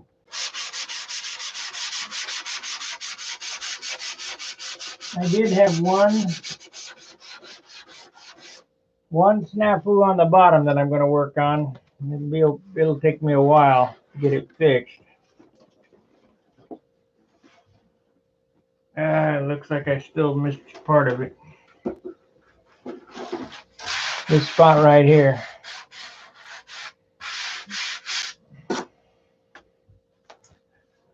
What that was not paying attention. When I joined the two sheets together, they were off just a little bit. So now I had to add the slime on there, superfill.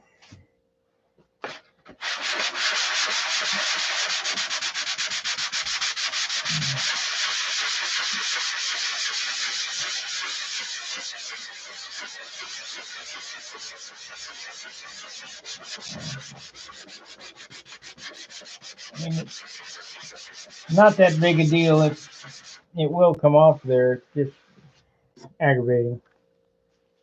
Aggravating that I wasn't paying attention. But we'll go 9 minutes more for another 2-hour Hanhar Rash.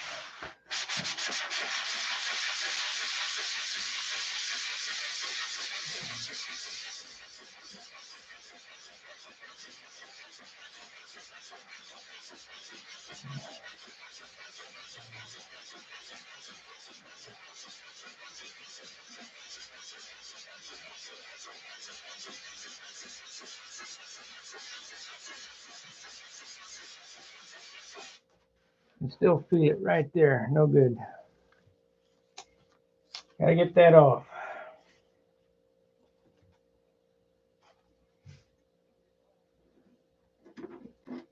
Are there any questions where we're at to this point? Besides how much work it takes?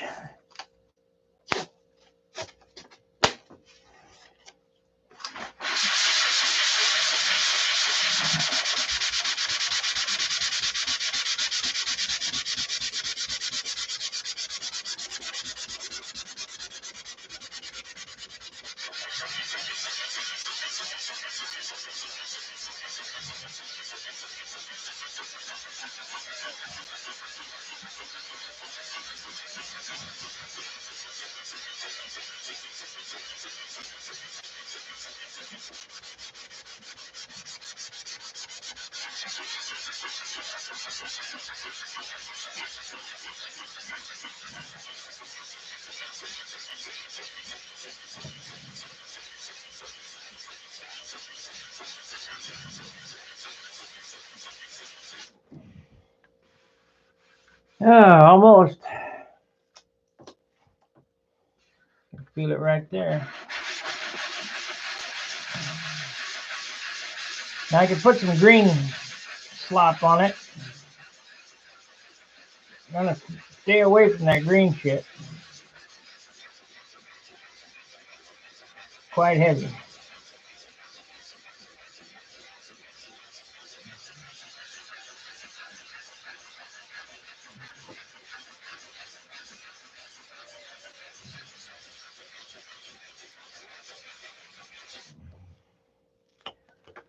Well, that's about all I can handle of that for now. I'll have to come back and do some more of that. Can't feel it there. Still right there and right there.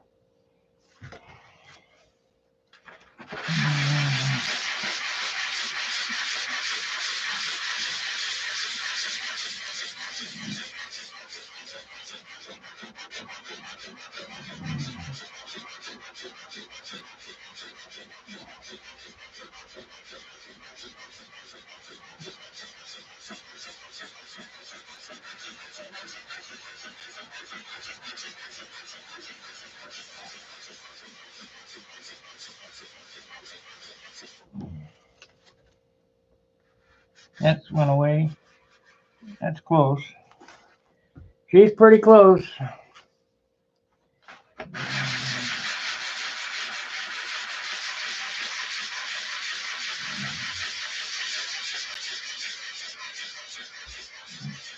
This super filament that I use for this is about 3 years old.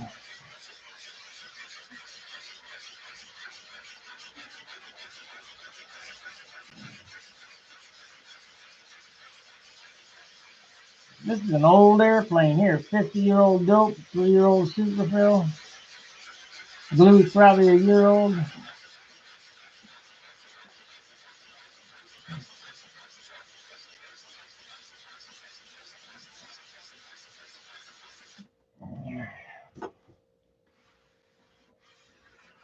I got it.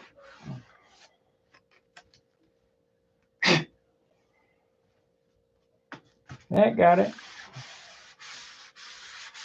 So now it won't look like crap there. Anyway, thanks for watching. We'll end this Hanhar Rash today.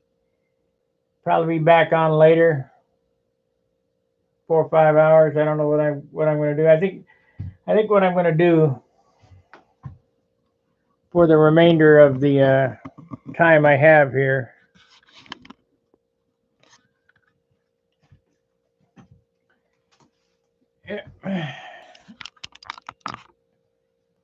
is do all the detail on this.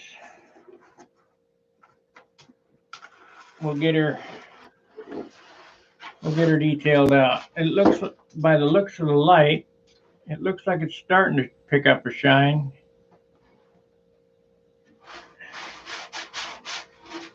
Nice wing. It feels real solid. Straight, solid. No big glaring errors, except for that one that I just was sanding on.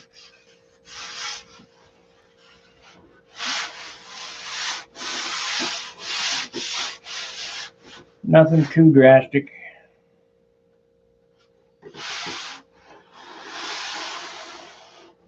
So please like, subscribe, share, hit the join button down below next to the subscribe button, become a paying member. That keeps me interested in doing these things.